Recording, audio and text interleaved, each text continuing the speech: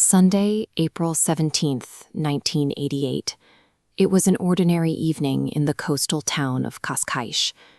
Evo Fernandes headed toward the front door of his home on Avenida Tenente Valadim.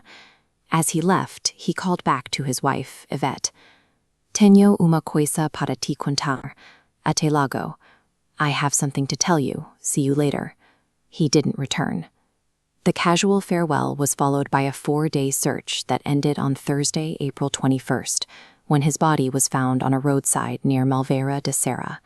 5 shots to the head and chest ensured that his final intended message remained unspoken. The "see you later" became a permanent silence. While the events of 1988 are often viewed through the lens of police files and political assassinations, we are choosing to pause here. Today, we step back from the crime scene to look at the 32 years of life that preceded it. The story begins on June 10, 1944, in Beira, Mozambique. Evo was the 5th child born to João Maria and Evo Fernandes, a couple of Golan descent who ran a local business. His father followed a strict alphabetical system for naming his children.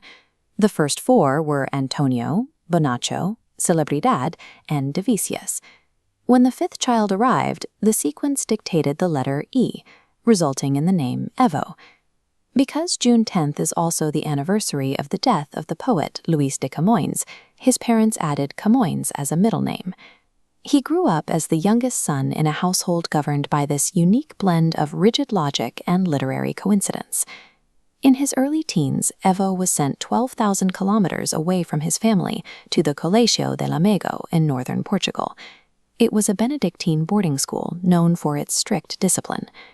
Despite the isolation of the internato, he proved to be a capable student. His classmates at the time remembered him for a quick wit and an imagination that often chafed against the school's rigid atmosphere.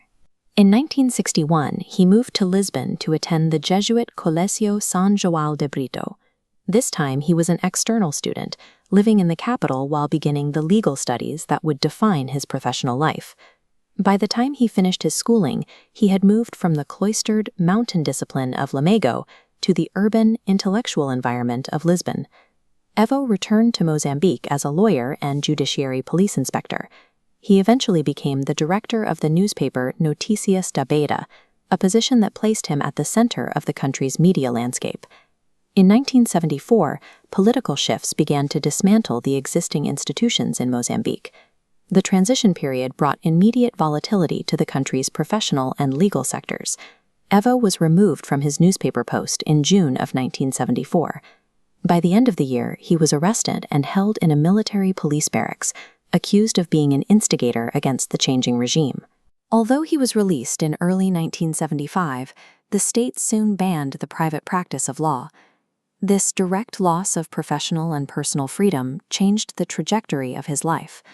With his career blocked and his safety in question, Evo made the decision to leave his homeland.